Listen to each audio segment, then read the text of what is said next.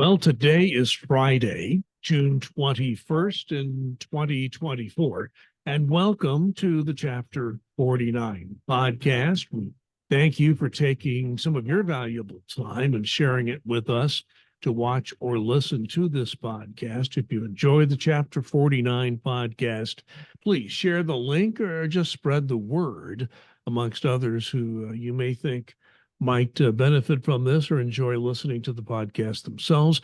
My name is Larry Lannan. I'm a communications volunteer for Chapter 49 and a retiree. And we once again welcome our chapter president back to the podcast, Duncan Giles. Thanks, Larry. It's always good to be here. Well, I'm learning the meaning of the word heat dome. I was looking at the map, and this heat dome that we're under as of today, and really the last few days, kind of goes from the Chicago, Indianapolis on the west, it goes all the way to the East Coast. So then I also saw that even in Saudi Arabia, where they're having the Hajj, which is a Muslim holy time to go visit Mecca, they've had like 1,000 people overcome with heat stroke, and there have been a record number of deaths there. So the heat even there has been overwhelming. So just the advice is just be smart about taking care of yourself, hydrating yourself, staying in the shade if you need to be outside. In this time, and it's the thing that's concerning to the medical staff officials is that this is a fairly early time in the summer to have this kind of heat. So people aren't maybe accustomed to adjusting for it. So we certainly do. And I read something last night about this that basically said, it's not your parents' or your grandparents' summer. We've had these types of heat domes before, but we haven't had them as long or as often as we're having it. And that's the result of the climate change. So absolutely be safe, stay cool, and keep yourself hydrated. Yes, there's very little that was the same as when we were kids, right, Duncan? Speaking of when we were kids, I saw something last night, and this again, we're recording this on June 21st, the evening of June 20th. Fox Sports broadcast a game from Birmingham, Alabama, at a very old Negro League park that had been rehabilitated. And it was a big celebration of the baseball Negro Leagues. And even though it was a game that counted, it was a regular game between the San Francisco Giants and the St. Louis Cardinals. It was a good game, one-run game in the end. But the reason I mentioned this is that it was almost like the game was a backdrop to this big celebration of the Negro Leagues. They put the spotlight on the Birmingham Barons, a team that Willie Mays played for. And Willie Mays actually grew up very close to Birmingham, Alabama. So, I think Hank Aaron also played for that team. There's some other great Negro League players who played for the Birmingham Barons. It's the oldest baseball stadium still in use. It opened in 1910. It beats the Red Sox Park. It beats the Cubs Park, Fenway, and all. So that at Wrigley Field, it's the oldest ballpark that has continuously been in use, and it's been rehabbed and was used for this game last night. What really struck me, I think the production crew for Fox Sports ought to get an Emmy for this production. It was one of the greatest ones I've seen. The way they were able to use graphics and technology and drone technology to give some terrific pictures to people. But the creative thing they did, Duncan, in one half inning, they converted the whole broadcast to what a TV broadcast of a baseball game would have been like in 1954. They switched to black and white. It was kind of a grainy black and white, like you would see on the old rabbit ears antenna in the early days of TV. They only used like 3 cameras up high, which is the way they shot baseball back in 1954. The main camera was behind home plate, and you had a couple of other cameras on either side. That was it, up high, and that's how you shot the game. They spent a half, and they also showed the graphics and the old style like they used to do. Again, maybe I enjoyed that more than most because I'm old enough to remember those old broadcasts. So hats off to the Fox Sports production crew. They did a tremendous job last night. And one other comment, you'll find it on YouTube if you didn't see it live. Reggie Jackson gave a tremendous little soliloquy on race in America. And it's on YouTube. I would highly recommend you watch it. It's only about a couple of minutes long, but it's quite profound. And I think that's, yeah, I think that's an awesome thing that Reggie did. And, you know, we don't want to let it pass about the passing of the Say Hey Kid, Willie Mays, who, like you said, played at Birmingham. And I think that was one of the reasons they wanted to go to Birmingham, because of the connection to Willie. And in my mind, one of the greatest baseball players, all around baseball players that we've ever had. You and I have been longtime students of the game, and he just was incredible, not just for his ability, but for his attitude.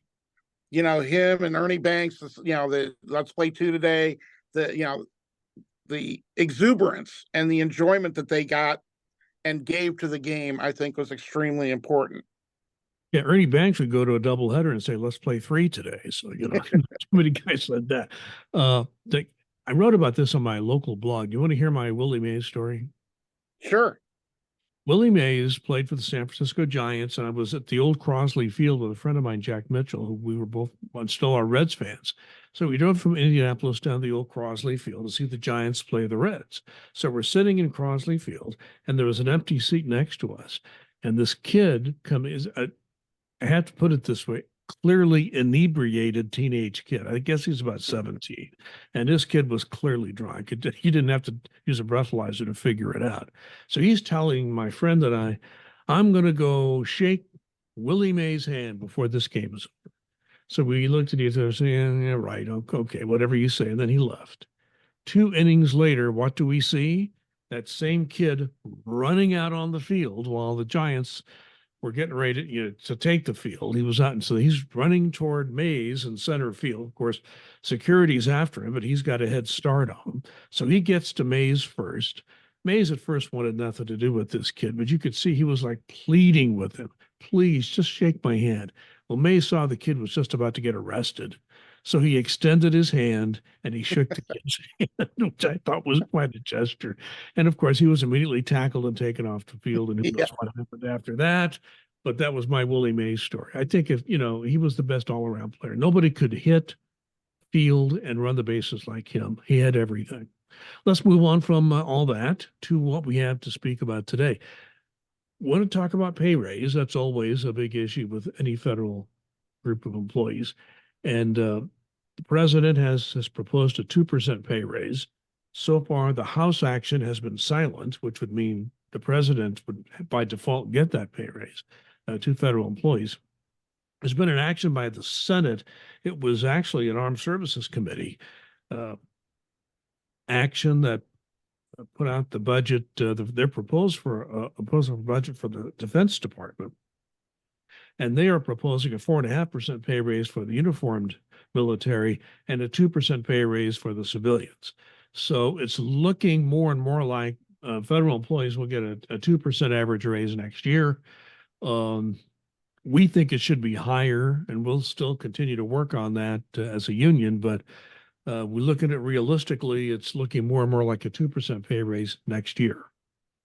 Yeah, and that's one of those things where, you know, employees who are listening to this podcast or their friends, family, whoever, can contact their congressperson or senator very easily through the NTU.org website and let them know that they think there should be a higher raise. This is something that, you know, NTU believes very strongly, that not only should it be higher, but the fact that the military gets a higher raise than the civilian when there has been pay parity for the vast majority of the past 2 decades, pay parity in that we've gotten the same percentage of pay raise. We feel if they're going to be going higher for the military, that they should for the civilian as well. So, you know, NTU National, absolutely, our legislative department is on the Hill plugging for this all the time. But the more voices that can be raised talking about this to your congressperson, to your senators, absolutely helps.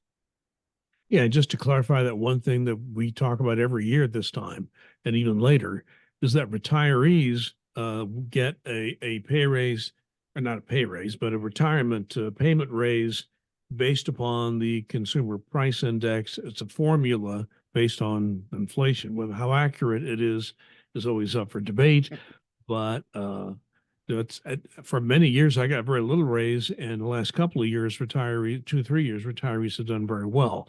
We're not so sure whether we're going to get more or less than 2% as retirees next year. And of course, we have that FERS situation where if the raise for retirees gets to a certain point, it goes down 1%. But we won't get into all that at this time. We're going to hopefully touch on retirement later. So pay raise, that's where it's at. And if you feel like a higher raise and this disconnection from the uniform services, we've always had pay raises that are the same in most years. This year, there's a proposal to give the uniform services 4.5%. No argument there that they deserve that. We think we should get a better raise than 2% next year. And Duncan explained how to contact your member of Congress and your 2 senators on your own time with your own equipment. With that said, let's get into something that's a bit granular and it's a little inside baseball, but it does have a major impact on solving problems when it deals with regular employees, our members, the rank and file people who work at IRS. There are 2 types of, I won't say 2 types, there are 2 major situations that we deal with as union reps. One would be a grievance. We file a grievance, and there's at least one grievance meeting, sometimes more, depending on how high up you go in the process. Then there's something called an oral reply. An oral reply is a little bit different from a legal sense. It's dealing with a different type of activity. Grievance procedure can be used for a wide range of things. Oral replies are kind of statutory in nature. They deal with specific types of actions. So we're seeing an interesting change in management tactics when NTEU files a grievance or when NTEU files for an oral reply. Duncan, as best you can, explain this, kind of lay out the difference between the 2 and what NTEU is seeing from management of late. Yeah, this is something that's become very interesting, and it's not a good trend that we don't like. An oral reply is something that you would do if there is a proposed discipline to an employee. They want to suspend you for a day for too much AWOL or something of that nature. That is very similar to a summation to a jury, that an attorney would give in a trial. It's very similar to that. You read a statement, lighting the facts, highlighting your case. The employee may or may not make a statement. The management or labor relations may ask a qualifying question or may not, and then it just goes. A grievance is something if there is a problem with, let's say, you think you deserve a higher appraisal, there's a problem in the workplace that you think needs to be corrected or addressed, any violation of the contract, things of that nature. And how it used to be and how it should be and how it's written in the agreement is that when you have a grievance meeting, it should be a discussion. There should be a give and take. Here's what's going on. Here's where the problem is. Here's our proposed solutions. And, management may come back and say, well, here's why this is happening. This is what's going on. Okay, we like this. We don't like this. We might be able to do this. Let's talk some more. And then they issue a formal decision on that grievance. Now, we may agree with it. We may not. If we don't agree with it, we can go to the next step. But what chapters are finding or having across the country almost uniformly is that the management and labor relations folks who are on these grievance meetings, who are basically listening to these grievance meetings, are doing just that.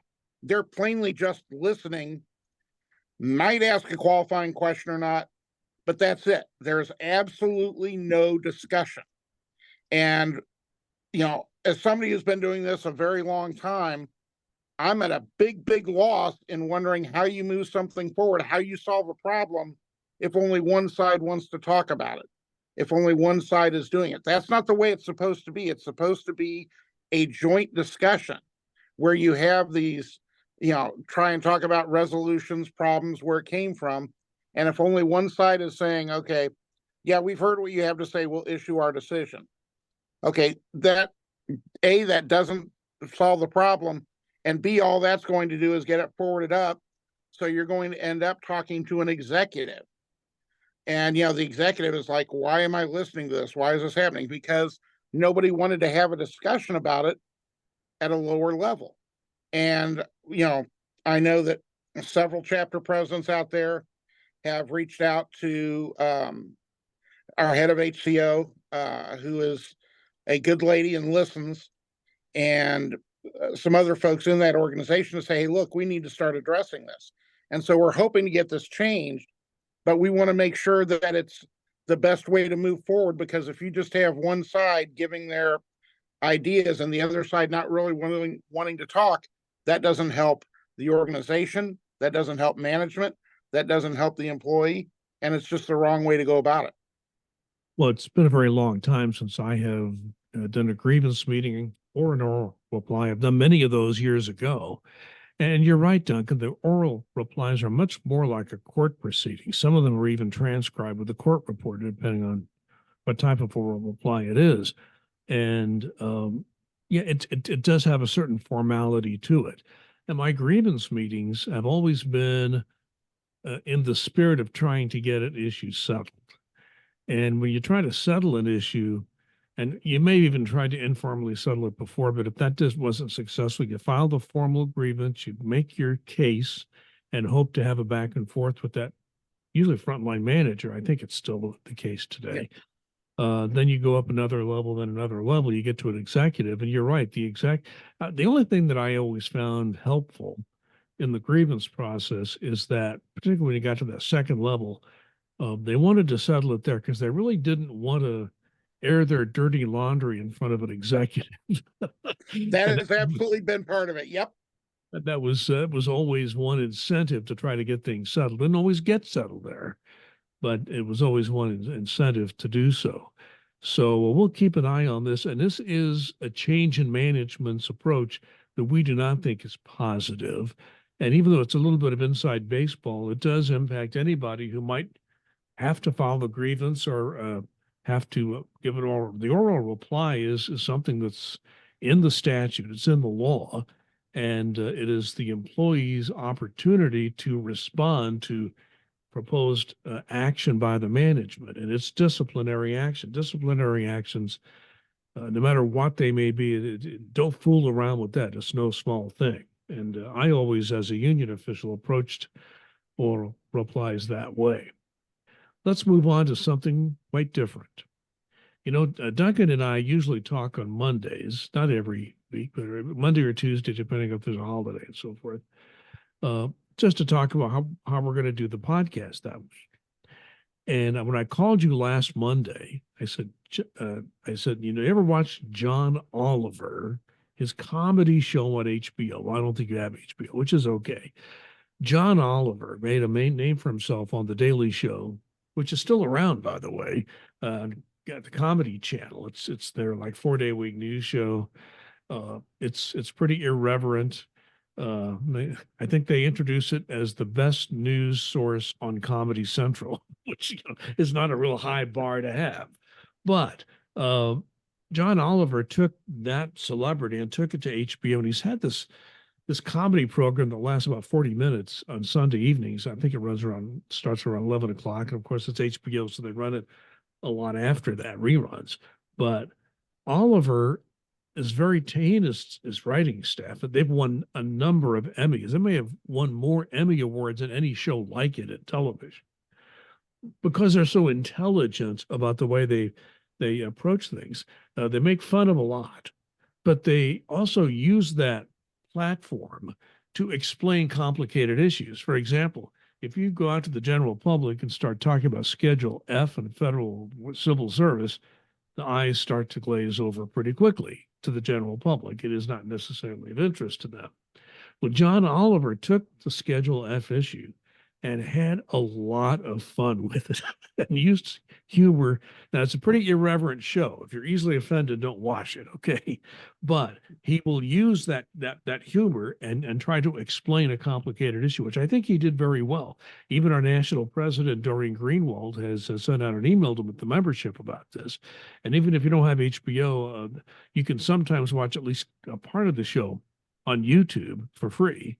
So Mr. Oliver's explanation of Schedule F, which Duncan and I have talked about numerous times on this podcast, putting more federal workers as presidential appointees, tens of thousands, maybe 100,000 of the almost 2 million people that work for the federal government. So Duncan, I think it's interesting, and that's not just John Oliver. I'm seeing a lot more attention being paid to this issue by the mainstream media.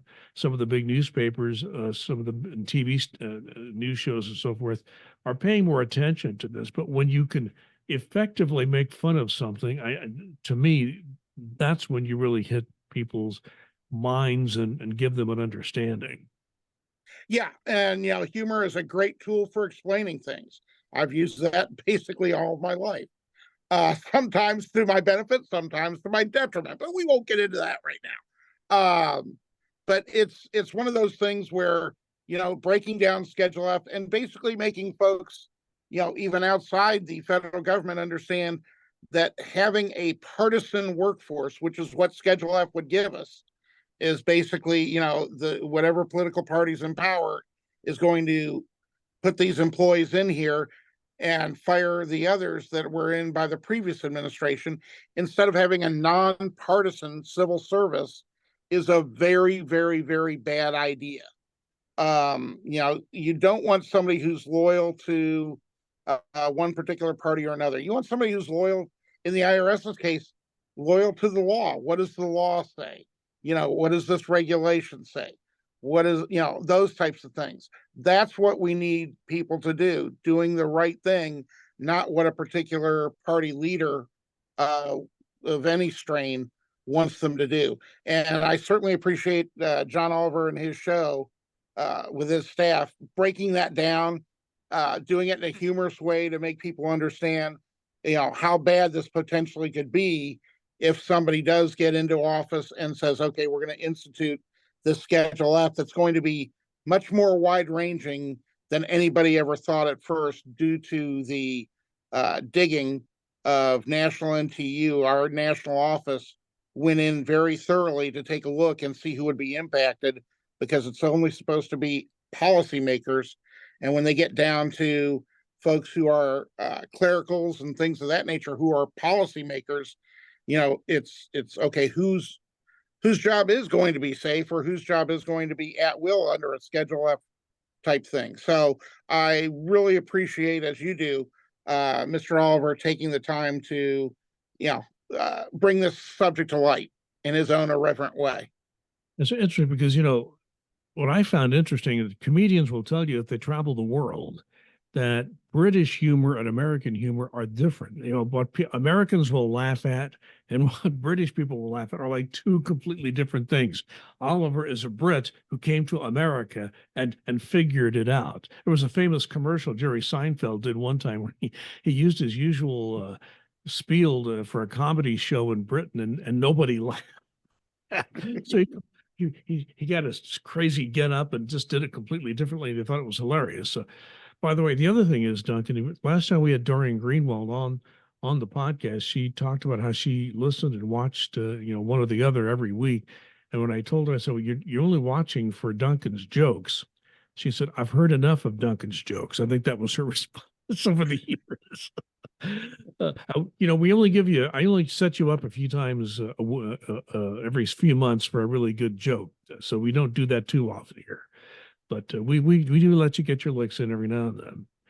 I want to remind people, since we are recording and posting this on June 21st, that the FEVS survey, we've talked about this extensively. We won't get into it, the weeds of it right now, but June 28th is the deadline. So if you happen to be watching or listening to this podcast, you work for the federal government in any agency, but particularly IRS, since we're geared more to that in this podcast, June 28th is the deadline. You still have time. Yep. And I, again, want to push people to go ahead and take this and to be as brutally honest as you can. Let them know where the issues are that are really hurting you. If it's, the proposed cuts to telework, the not by IRS management, but by folks in Congress, some folks in Congress, training, things of that nature. There are all these questions on there. And the more voices we have that are telling them that things are not good, the better off it is. So that's why I always encourage folks to tell them, because they do look at this very, very carefully. The higher ends of the IRS, I can't speak to other agencies, but the higher ups in IRS, as well as Department of Treasury, do monitor and view these very closely and break them down painstakingly. Okay, Duncan, time for your final comment. My final comment today is communication and trying to do the right thing. And when you don't do the right thing, to say you're sorry, to apologize. Sometimes in relationships, whether it's work relationship, whether it's a home relationship, despite your best efforts, you're going to mess up. None of us are perfect. There is nothing wrong with, making sure that the other person knows, hey, I'm sorry, I screwed up. I didn't mean it that way. Something of that nature. Leroy Jethro Gibbs, never say you're sorry. I always admired the show on NCIS, but that's one thing I adamantly disagree with.